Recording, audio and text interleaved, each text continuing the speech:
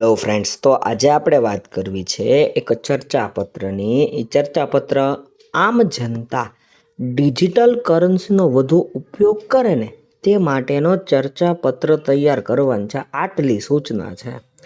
તો જો તમે અહીંયા મેં એક મસ્ત મજાનું સરનામું બનાવ્યું ભાઈ.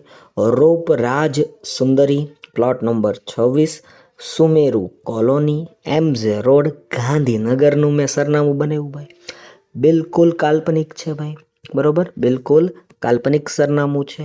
આવું કોઈ પણ તમે કાલ્પનિક સરનામું રચી શકો છો, અથવા અથવા તમે અબકડ ને સરનામું 1 ને સરનામું 2 આ પણ તમે કરી શકો છો એઝ યોર વિશ.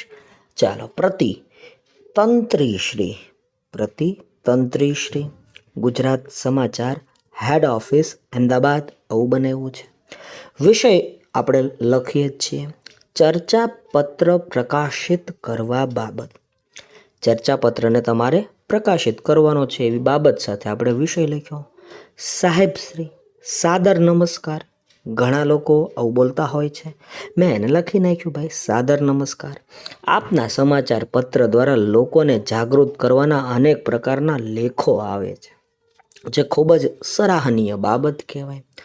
મારા દ્વારા જાહેર જનતા ડિજિટલ કરન્સીનો વધુ ઉપયોગ કરે તે માટેનો ચર્ચાપત્ર આ સાથે બીડેલ છે, જે આપના સમાચાર પત્રમાં પ્રકાશિત કરશો જી.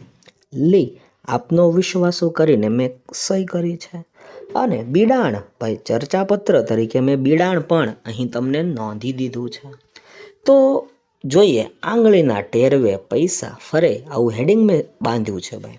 તમે કોઈ પણ લગતું એક હેડિંગ બાંધવાનું શીખજો, બરાબર. આંગળીઓના ટેરવે પૈસા ફરે છે આવું હેડિંગ મેં અહીંયા બાંધ્યું છે, કેમ કે ડિજિટલ કરન્સી વિશે મારે ચર્ચા કરવી છે ચર્ચાપત્રમાં. આજનો યુગ ટેકનોલોજીનો યુગ છે, જેમાં ડિજિટલ કરન્સી નો ખૂબ જ મોટો ફાળો છે.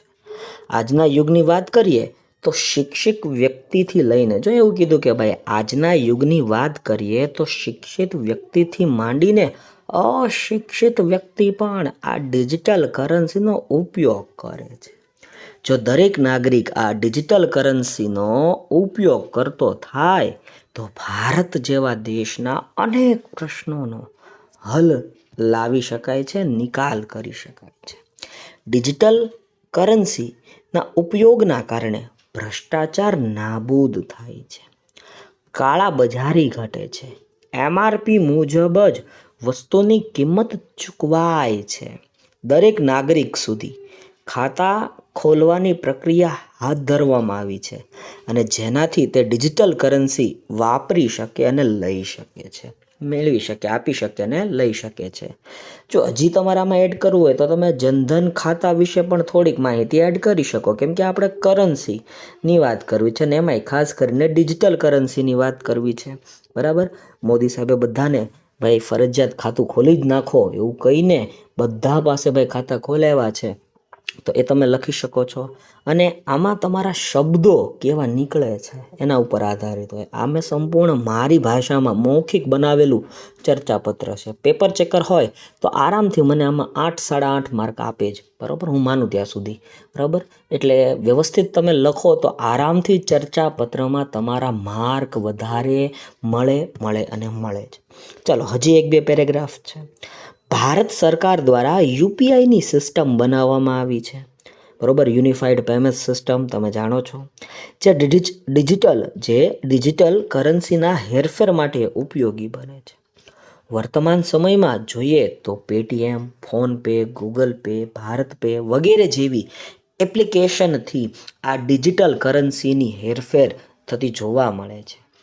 જ્યારે કોઈ વ્યક્તિ પ્રવાસ દરમિયાન પોતાની સાથે નાણાં ન લે, કારણ કે બેન્કિંગના કારણે નાણાંની તેની સાથે જ છે, બરાબર. જો એવું કીધું કે મોબાઈલ બેન્કિંગના કારણે એણે પૈસા ન લીધા હોય ને તોય ચાલે, કેમ કે પૈસા તો એની સાથે જ છે, મોબાઈલ એની પાસે છે તો પૈસા એની સાથે છે ભાઈ, બરાબર. એટલે આવું કોઈ પણ તમે લખી શકો છો.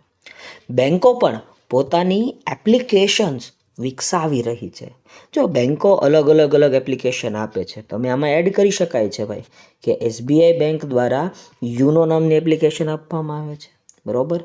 તમે એક્સિસ બેંક જુઓ તો એની પણ એક પર્સનલ એપ્લિકેશન બનાવેલી છે, બરાબર. HDFC જુઓ તો એમની પણ એક બેંકની એપ્લિકેશન હોય. એટલે એવું કહેવા માગે છે કે એમ બેન્કિંગના કારણે નાણાં તેની સાથે જ છે, પૈસા લઈ જવાની જરૂર જ નથી. બેન્કો પણ પોતાની બેન્કિંગ એપ્લિકેશન વિકસાવી રહી છે, જે અંતે તો નાગરિકોને જ ફાયદો કરાવરાવે છે.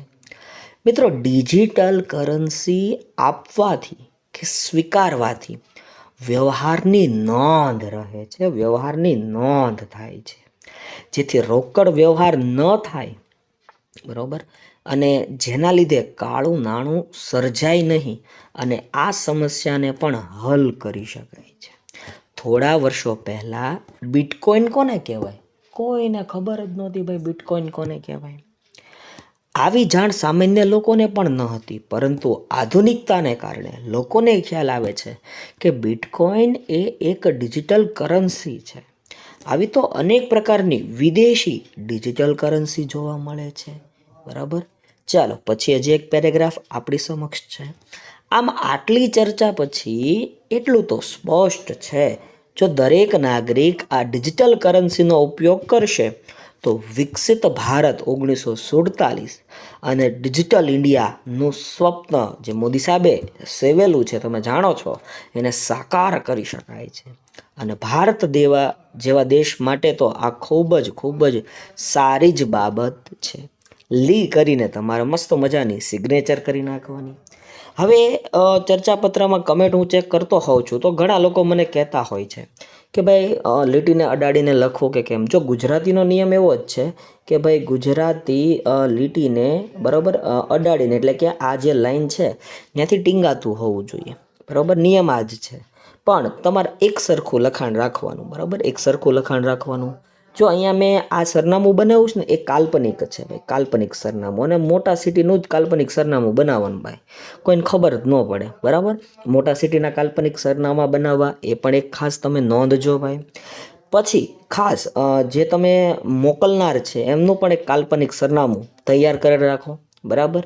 તમને જો તમે જોતા હશો કે અબકડ લખીને તમે અબકડ એમ કરીને કખ ગઘ કરીને સરનામું 1 સરનામું 2 આ રીતના તારીખ બારીખ તમે લખતા હશો તો એને માન્ય રાખે કેમ? એને પણ માન્ય રાખે છે, બરાબર. તમારી જે ઓરિજિનલ પહેચાન છે એ જાહેર ન થાય, બરાબર, તમારી આઈડેન્ટિફિકેશન ન જાહેર થાય, અને એટલા માટે તમે આવું બનાવતા હશો, હું સ્વીકારું. પણ કાલ્પનિક બનાવવાનું સરનામું પણ તમને આવડતું હોવું જ જોઈએ, હું માનું ત્યાં સુધી, બરાબર. એટલે આવા ચર્ચાપત્રને લગતા વિડીયો જોવા માટે અમારી આ ચેનલને સબસ્ક્રાઈબ કરી રાખો. બને તો વિડીયોને લાઈક કરજો, શેર કરજો. ફરી મળીશ નવા વિડીયોમાં, ત્યાં સુધી રજા લઉં. જય હિન્દ, જય ભારત, વંદે માતરમ.